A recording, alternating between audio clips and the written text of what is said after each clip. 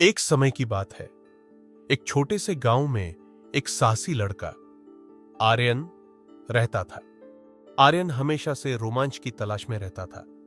उसकी आंखों में सपने थे जो उसे दूर दूर की जगहों की यात्रा पर ले जाने के लिए प्रेरित करते थे। गांव के पास एक रहस्यमय जंगल था जहां किसी ने कभी कदम नहीं रखा था। कहते थे कि वहां एक खोया हुआ खजाना छिपा हुआ है। एक दिन आर्यन ने अपने दोस्तों मीरा और रोहन के साथ मिलकर जंगल की ओर जाने का फैसला किया।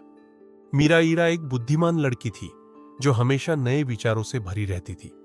रोहन एक मजेदार लड़का हमेशा हंसते हंसाते रहता था और अपने दोस्तों को हिम्मत देने में माहिर था।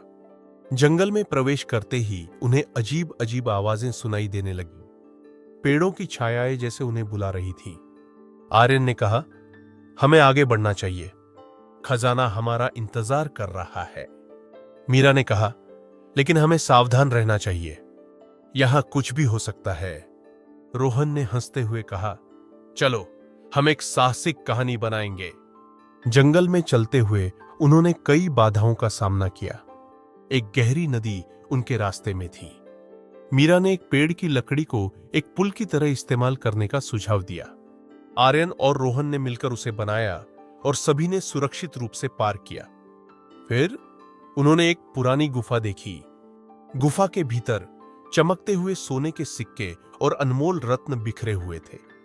लेकिन अचानक गुफा में एक विशाल सांप ने उन्हें घेर लिया। आर्यन ने कहा, हमें डरने की जरूरत नहीं है, हमें एकजुट होकर काम करना होगा।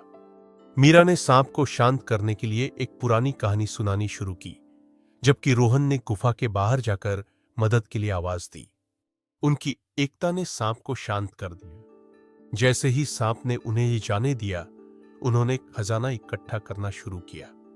खजाने के साथ उन्होंने गांव लौटने का फैसला किया, यह जानते हुए कि असली खजाना उनके साहस और दोस्ती में था। गांव लौटकर उन्होंने अपनी कहानी सुनाई। आर्यन, मीरा और रोहन की दोस्ती और साहस ने सभी को प्रेरित किया और वे हमेशा के लिए एक दूसरे के साथ खड़े रहने का वादा किए।